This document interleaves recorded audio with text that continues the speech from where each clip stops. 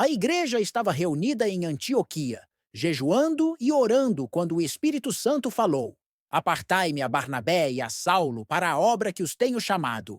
Deus estava chamando aqueles servos para a obra missionária. De Antioquia, foram para Seleucia, onde embarcaram em um navio, e dali partiram para a ilha de Chipre.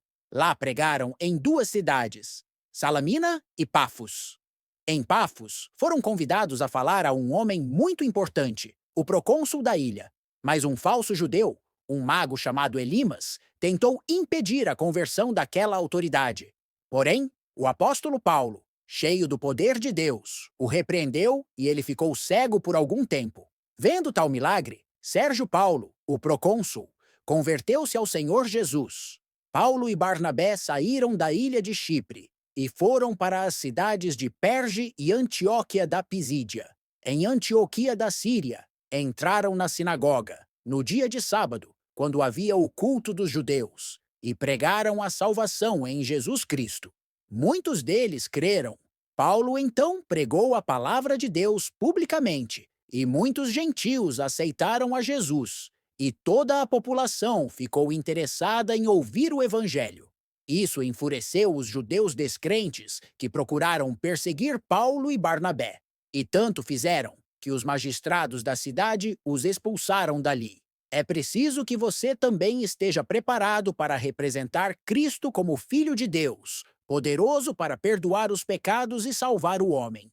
O Evangelho deve ser anunciado a todas as pessoas. O apóstolo Paulo fez 3 grandes viagens missionárias. Passou por muitas cidades e, em cada uma delas, inaugurou uma igreja. Uma multidão de novos convertidos surgiu em cada cidade. Eles sofreram perseguições, foram expulsos de Icônio e, em Listra, Paulo foi apedrejado e arrastado para fora dos muros, dado como morto.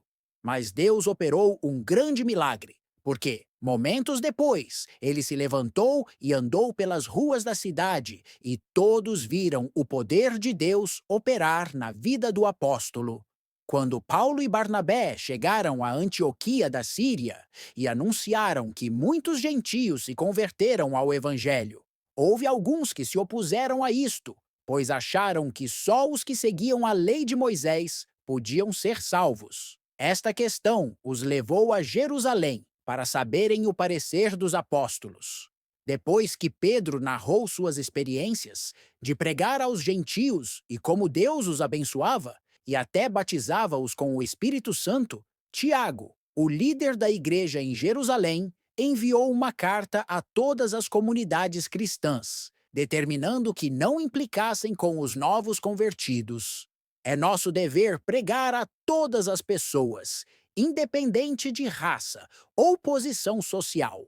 Por isso que Jesus veio ao mundo, para trazer salvação a todos.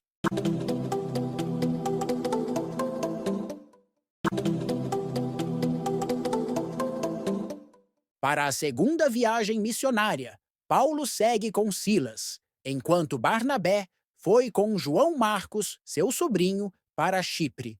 Depois que Paulo visitou as cidades de Listra, Derbe e Icônio, onde antes pregara por 2 vezes, tentou visitar uma outra região para anunciar o evangelho, mas foi impedido pelo Espírito Santo. Certa noite, teve uma visão em que um varão macedônio chamou-o para passar pela Macedônia. Então, ele seguiu para Filipos, onde, depois de pregar e libertar uma moça de um espírito de adivinhação, foi preso e, em seguida, solto pelo poder de Deus através de um terremoto. É bom quando podemos entender e obedecer à vontade de Deus para a nossa vida. Depois que Paulo, Silas e Timóteo saíram de Filipos, passaram por Anfípolis e Apolônia, e chegaram a Tessalônica, onde havia uma sinagoga, e pregaram por 3 sábados seguidos, ocasião em que Deus operou diversos milagres. Muitos creram, entre os quais alguns judeus e uma multidão de gentios. Houve também uma grande perseguição, e Paulo seguiu para Bereia. Lá em Bereia, os judeus eram estudiosos das Escrituras e conhecidos como os mais nobres. Sempre havia aquele grupo de judeus, os quais não aceitavam que se pregasse aos gentios.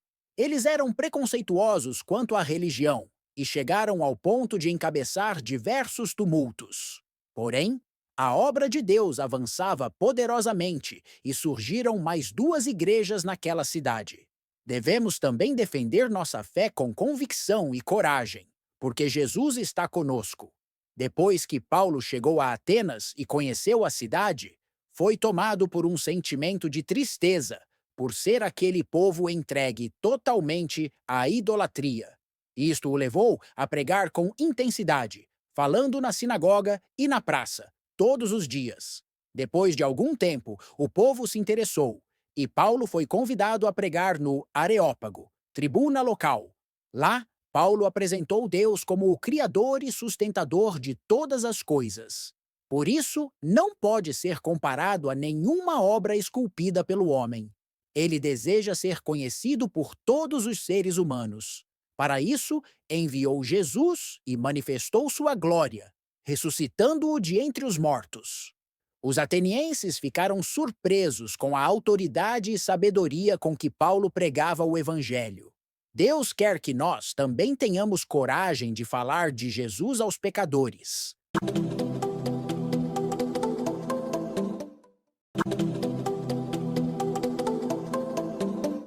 E Deus, pelas mãos de Paulo, fazia milagres extraordinários. Paulo, em sua terceira viagem missionária, chegou à cidade de Éfeso. Lá, um grupo de 12 recém-convertidos foi batizado com o Espírito Santo. O apóstolo, então, iniciou uma grande campanha de ensino e evangelização, que durou 3 anos, ocasião em que muitos foram curados, libertos e salvos. Mas todas estas conversões incomodaram os comerciantes de imagens de escultura, que tentaram prender Paulo, mas Deus o guardou poderosamente. Paulo resolveu visitar as igrejas fundadas por ele. Por isso, da Ásia, ele partiu para Macedônia. Depois da festa dos pães asmos, que era a festa dos pães sem fermento, Paulo e seus discípulos foram para a cidade de Filipos. 5 dias depois, eles se encontraram com os irmãos em Troade e ficaram ali uma semana. No sábado à noite, eles se reuniram com os irmãos para partir o pão.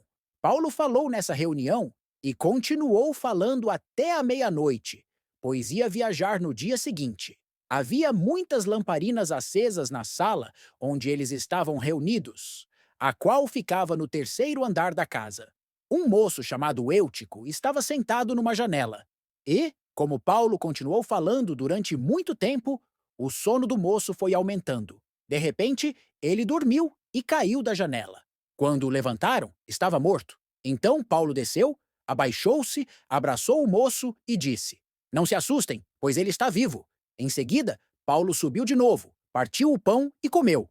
Falou ainda muito tempo, até de manhã. E depois foi embora. Aí levaram o moço, vivo, para a casa dele. E isso os deixou muito animados. Depois, seguiu para a Grécia, e de lá para Corinto e Atenas. Desta cidade, ele retornou e se despediu dos irmãos, porque o Espírito Santo lhe revelou que o aguardavam em Jerusalém prisões e tribulações. Eles, então, lhe pediram que não fosse àquela cidade. Mas o apóstolo estava decidido a fazer a vontade de Deus e tranquilizou os irmãos, dizendo-lhes que estava preparado, não só para ser preso, mas, se preciso fosse, morrer pelo nome do Senhor Jesus Cristo. Quando Paulo chegou a Jerusalém, encontrou um sério problema. Alguns religiosos estavam divulgando que ele incentivava os judeus do mundo todo a desprezarem as leis de Moisés. Procurando desmentir este boato, Paulo e mais outros 4 judeus fizeram votos e cumpriram os rituais da lei, no templo. Mas mesmo assim, Paulo foi preso, porque pensavam ter ele introduzido um gentio no templo. Depois, mais de 40 judeus planejaram uma emboscada para matar Paulo. Mas seu sobrinho ouviu a conversa e foi à fortaleza, onde ele estava preso. Ao saber do fato, o apóstolo avisou as autoridades, os quais o encaminharam ao tribuno, que era a autoridade local. Deus, assim, usou um menino para salvar a vida do apóstolo. Existem muitas maneiras de servirmos a Deus e cada um de nós deve mostrar-se pronto para seu serviço.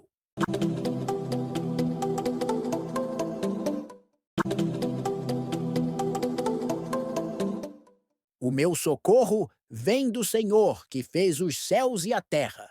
Salmos 121, verso 2.